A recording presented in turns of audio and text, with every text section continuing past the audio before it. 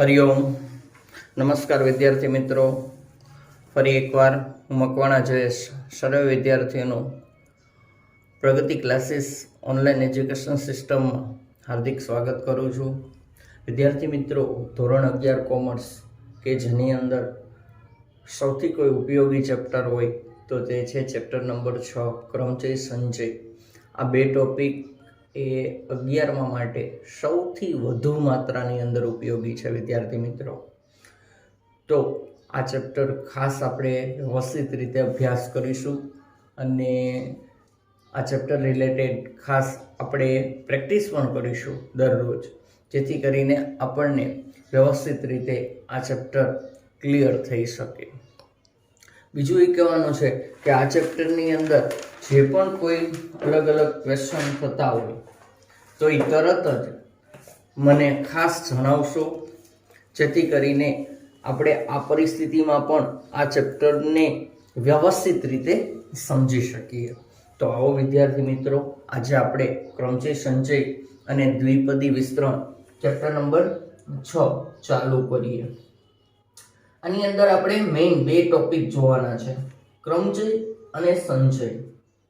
બરાબર, બંને ટોપિક ભિન્ન ભિન્ન છે.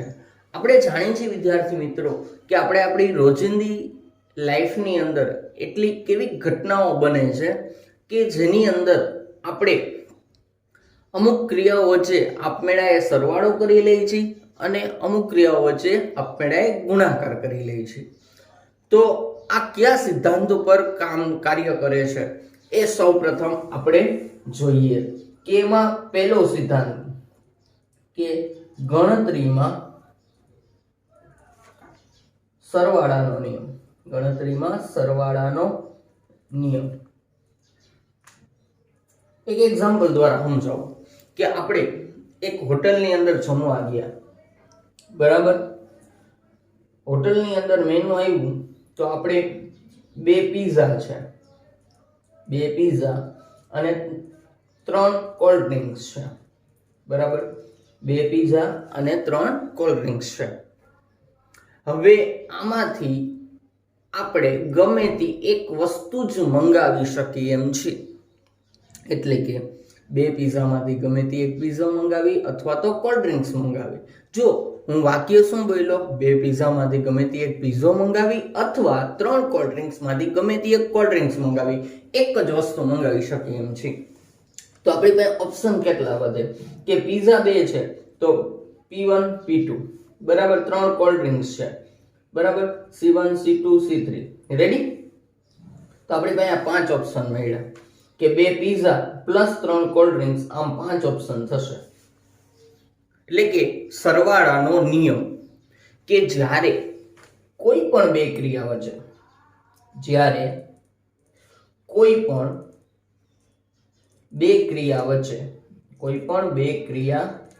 વચ્ચે જો અથવાનો સંબંધ હોય, જો કેવો સંબંધ હોય, અથવાનો સંબંધ હોય તો હંમેશા તે ક્રિયાના પરિણામો વચ્ચે સરવાળો થશે. હંમેશા શું થશે? સરવાળો થવાનો છે.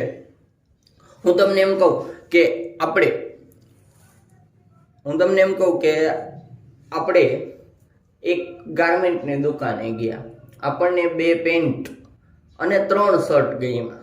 2 પેન્ટ અલગ કાઢ્યા છે અને 3 શર્ટ કાઢ્યા છે. પછી આપણે જોયું તો આપણી પાસે એટલા પૈસા નહોતા, આપણે ગમે તે એક જ વસ્તુ લઈ શકીએ એમ છે. પરિણામે આપણે શું કર્યું કે ગમે તે એક શર્ટ લઈ લે અથવા તો ગમે તે એક પેન્ટ લઈ લે, એક જ વસ્તુ લઈ શકવાના છે. તો આપમેળે આપણે કયો રેગ્યુલેશન લાગુ પડે છે અહીંયા? તો કે સરવાળાનો નિયમ. અને સેકન્ડ, ગુણાકારનો નિયમ. ગણતરીમાં ગુણાકારનો નિયમ એટલે કે બે ક્રિયા વચ્ચે અથવાનો સંબંધ હોય તો હંમેશા સરવાળો થશે, અને જો બે ક્રિયા વચ્ચે અનેનો સંબંધ હોય તો હંમેશા થશે ગુણાકાર. કે ઉપરનું જ એક્ઝામ્પલ લઉં કે 2 પીઝા અને 3 કોલ્ડ ડ્રિંક્સ, બરાબર. હવે આમાંથી એક પીઝો અને એક કોલ્ડ ડ્રિંક્સ આપણે કેટલી રીતે મંગાવી શકીએ? એક પીઝો અને એક કોલ્ડ ડ્રિંક્સ આપણે કેટલી રીતે મંગાવી શકીએ? તો કે 2 પીઝા છે અને 3 કોલ્ડ ડ્રિંક્સ છે, આમ 6 રીતે મંગાવી શકીએ. કેટલી રીતે મંગાવી શકીએ? 6 રીતે. ઈ 6 રીતો અહીંયા તમારી સમક્ષ મૂકું તો કઈ કઈ થશે? તો કે જો P1 અને P2 છે, બરાબર, C1 C2 અને C3 છે. તો પહેલો પીઝો મંગાવ્યો અને પહેલી કોલ્ડ ડ્રિંક એટલે P1 C1, પછી P1 C2, પછી P1 C3, બરાબર. એ જ રીતે P2 C1, P2 C2, P2 C3, આમ આ 6 રિઝલ્ટો મળશે. આપમેળે શું લાગુ પડ્યું? જો આનેનો સંબંધ છે તો હંમેશા શું લાગુ પડશે? ગુણાકારનો નિયમ. અને જો અથવાનો સંબંધ હોય તો હંમેશા શું લાગુ પડશે વિદ્યાર્થી મિત્રો? તો કે સરવાળાનો નિયમ. કોઈ પણ બે ક્રિયા કે જે ભિન્ન પ્રકારે ઉદ્ભવે છે, ભિન્ન પ્રકારે, અને એ બે ક્રિયા વચ્ચે જો અથવાનો સંબંધ હોય તો હંમેશા સરવાળો થશે. અને કોઈ પણ બે ભિન્ન ક્રિયા જે સ્વતંત્ર અલગ રીતે ઉદ્ભવે છે અને તે બે ક્રિયા વચ્ચે જો અનેનો સંબંધ હોય તો હંમેશા થશે ગુણાકાર. એટલે કે જ્યારે કોઈ પણ બે ક્રિયા વચ્ચે જો અનેનો સંબંધ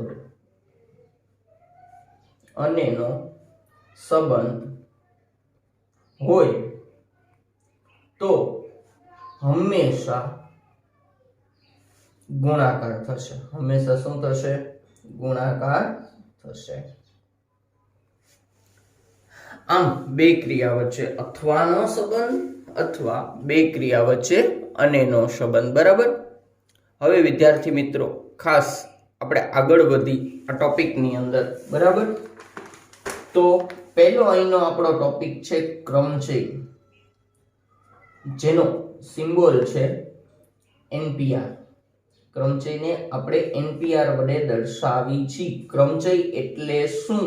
તો કે ક્રમોના ગુણાકારને ક્રમચય કહેવાય. ક્રમોના ગુણાકારને ક્રમચય કહેવાય. ક્રમોના ગુણાકારને ક્રમચય કહેવાય.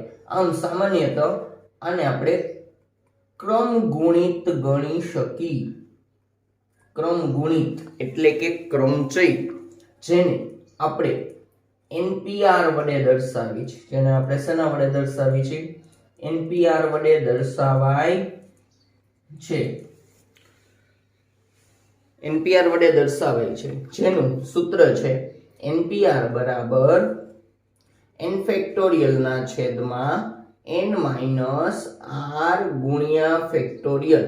હવે વિદ્યાર્થી મિત્રો અહીંયા આપણો એક નવો ટોપિક આવ્યો, ફેક્ટોરિયલ. હવે ફેક્ટોરિયલ એટલે શું? ફેક્ટોરિયલ એટલે શું ઈ સમજીએ. તો ફેક્ટોરિયલ એટલે ક્રમશઃ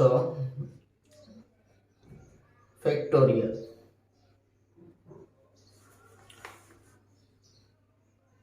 ફેક્ટોરિયલ એટલે શું? તો કે n થી ક્રમશઃ 1 સુધીનો ગુણાકાર. n થી ક્રમશઃ 1 સુધીનો ગુણાકાર એટલે ફેક્ટોરિયલ. એક્ઝામ્પલ તરીકે 2 ફેક્ટોરિયલ હોય તો એનું મૂલ્ય શું થાય? 2 ગુણ્યા 1 બરાબર 2. 3 ફેક્ટોરિયલ હોય તો એનું મૂલ્ય શું થાય? 3 ગુણ્યા 2 ગુણ્યા 1 બરાબર 6. 4 ફેક્ટોરિયલ હોય તો એનું મૂલ્ય શું થાય? 4 ગુણ્યા 3 ગુણ્યા 2 ગુણ્યા 1 બરાબર 24. એના પછી 5 ફેક્ટોરિયલ હોય તો એનું મૂલ્ય શું થાય? 5 ગુણ્યા 4 ગુણ્યા 3 ગુણ્યા 2 ગુણ્યા 1 બરાબર 120. 6 ફેક્ટોરિયલ હોય તો એનું મૂલ્ય શું થાય? 6 ગુણ્યા 5 ગુણ્યા 4 ગુણ્યા 3 ગુણ્યા 2 ગુણ્યા 1. આમ કેટલી કિંમત થાય છે? 12 6 72 720. આમ ક્રમશઃ 1 સુધીનો ગુણાકાર, જે વેલ્યુ હોય ત્યાંથી લઈને ક્રમશઃ એક કિંમત ઘટતી જાય, ત્યાંથી લઈને 1 સુધીનો ગુણાકાર, જેને આપણે ફેક્ટોરિયલ તરીકે ઓળખી છીએ. અને ખાસ આપણે અહીંયા યાદ રાખી કે જેમ કોઈ પણની 0 ઘાત એનું મૂલ્ય 1 થાય છે, એમ 0 ફેક્ટોરિયલની કિંમત કે મૂલ્ય હંમેશા 1 જોવા મળે છે. ફેક્ટોરિયલ એટલે n થી લઈને ક્રમશઃ 1 સુધીના ગુણાકારને આપણે ફેક્ટોરિયલ તરીકે ઓળખી છીએ. સૂત્ર છે આપણું NPR બરાબર n ફેક્ટોરિયલ ના છેદમાં n minus r into factorial. ક્રમચય જેને આપણે NPR વડે દર્શાવી છીએ. ફેક્ટોરિયલ બરાબર શું થશે વિદ્યાર્થી મિત્રો? તો કે ફેક્ટોરિયલ બરાબર n થી લઈને ક્રમશઃ 1 સુધીનો ગુણાકાર. હવે આપણે સૂત્ર વાઇઝ અલગ અલગ કિંમતો પ્રાપ્ત કરીએ. બરાબર, તો NPR બરાબર n ફેક્ટોરિયલ છેદમાં n minus r into factorial. હવે n એટલે શું? તો કે કુલ વસ્તુઓ કે કુલ માહિતી કે કુલ ટોટલ. બરાબર, હવે r ઇઝ ઇક્વલ ટુ શું? તો કે r બરાબર ગોઠવણીની રીતો. બરાબર, ક્રમચય આપણે ક્યારે વાપરવાનું છે? તો એના માટે ખાસ આપણે એનો ઓળખ શબ્દ યુઝ કરશું, ગોઠવણી. કે જ્યારે કોઈ પણ વાક્યની અંદર ગોઠવણી રજૂ થાય, જ્યારે કોઈ પણ વાક્યની અંદર બેસાડવું છે, બરાબર, એક હરોળમાં રાખવું છે, આવા શબ્દોનો ઉપયોગ થાય ત્યારે હંમેશા આપણે ક્રમચયનો ઉપયોગ કરીશું. ખાસ જ્યારે માહિતીની અંદર ગોઠવણી રજૂ થતી હોય, બેસાડવું રજૂ થતું હોય, રાખવું રજૂ થતું હોય, ત્યારે હંમેશા આપણે કેનો ઉપયોગ કરીશું? તો કે ક્રમચયનો ઉપયોગ કરીશું. બરાબર, આગળ વધી કે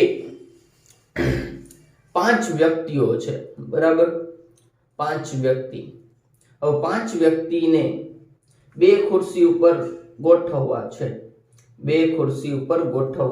છે. તો n બરાબર કેટલી કિંમત થશે? 5. બરાબર, અને 2 સ્થાનોએ બેસાડવાના છે. બરાબર, તો 2 સ્થાનોએ બેસાડવાના છે, પરિણામે r કેટલો થશે? તો કે 2. તો આનું રિઝલ્ટ શું બનશે? તો કે 5p2. હવે સૂત્ર વાઇઝ જોઈ તો n ફેક્ટોરિયલ એટલે કેટલા થશે? 5 ફેક્ટોરિયલ.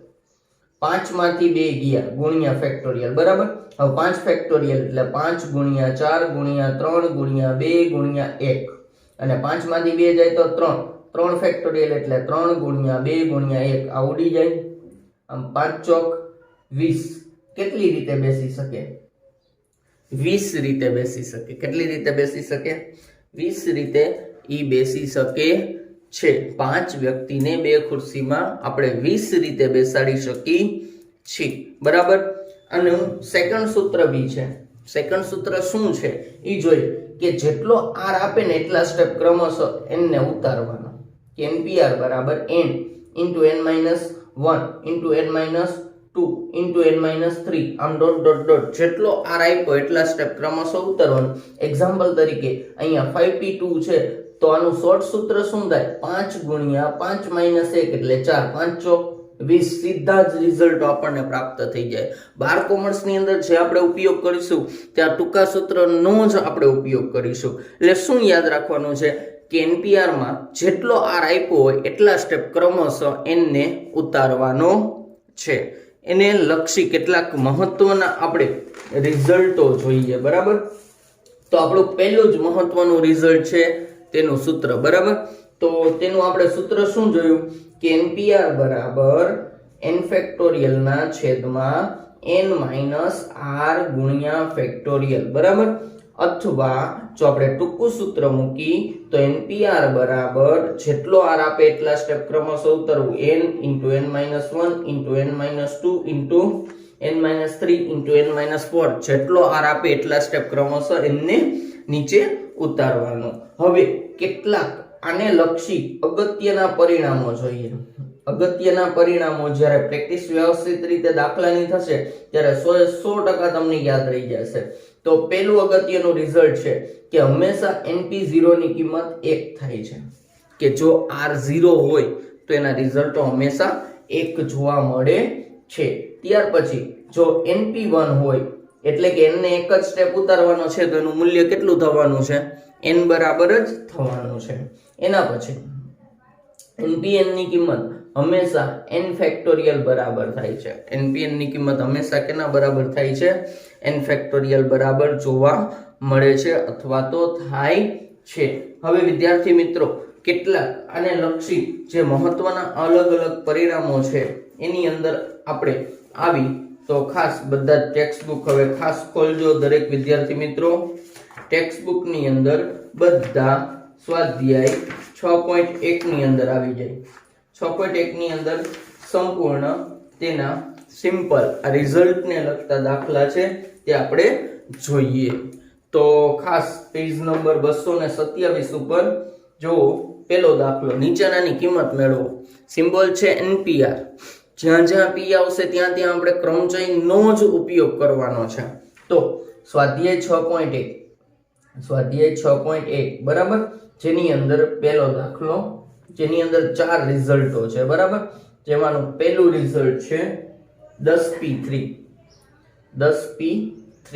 તો આપણું સૂત્ર શું છે કે NPR બરાબર n ફેક્ટોરિયલ ના છેદમાં n r ગુણ્યા ફેક્ટોરિયલ, કૌંસ ખુલ્લા પછી ગુણ્યા ફેક્ટોરિયલ આપણે ખાસ કરવાનું છે બરાબર. કૌંસ ખુલ્લા પછી આપણે ફેક્ટોરિયલ કરવાનું છે. હવે જો 10p3 ની કિંમત મેળવવાની છે બરાબર. તો 10p3 બરાબર 10 ફેક્ટોરિયલ છેદમાં 10 માંથી કેટલા ગયા 3 ઇન્ટુ ફેક્ટોરિયલ. હવે 10 માંથી 3 જાય એટલે કેટલા વધે 7 ફેક્ટોરિયલ. 7 ફેક્ટોરિયલ એટલે 7 થી લઈને 1 સુધીનો ક્રમશઃ ગુણાકાર બરાબર.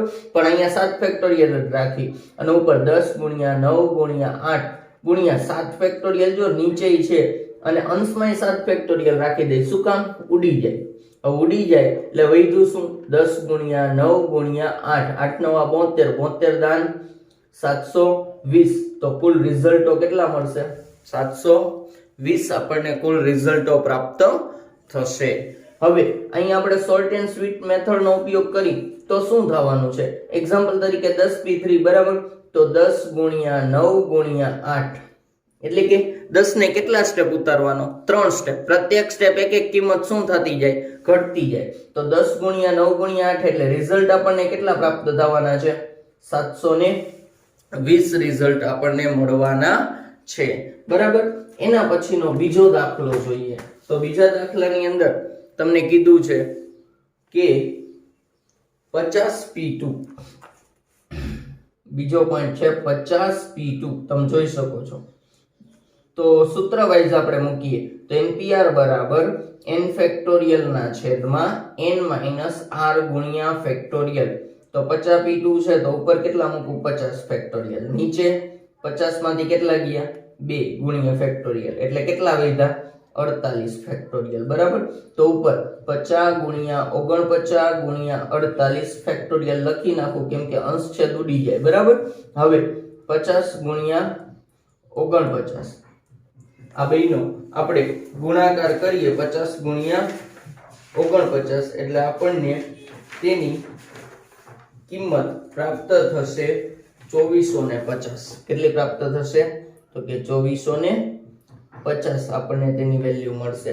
અથવા જો આપણે શોર્ટ એન્ડ સ્વીટ મેથડ નો ઉપયોગ કરીએ તો 50p2 છે બરાબર. હવે 50p2 બરાબર શું થાય 50 ગુણ્યા 49. 50 ગુણ્યા 49 એટલે કેટલી કિંમત મળશે તો કે 2450. આમ આપણો દાખલો કે કિંમત મળી ગઈ છે બરાબર. જો વિદ્યાર્થી મિત્રો આમાંની અંદર રિઝલ્ટની અંદર 1% તકલીફ નહીં પડે તો આગળ જે આપણે મહત્વના દાખલા જોવાના છે એની અંદર પણ કોઈ પણ પ્રકારની તકલીફ તમને પડવાની નથી. ત્રીજો ટોપિક જોઈએ 8p7 બરાબર.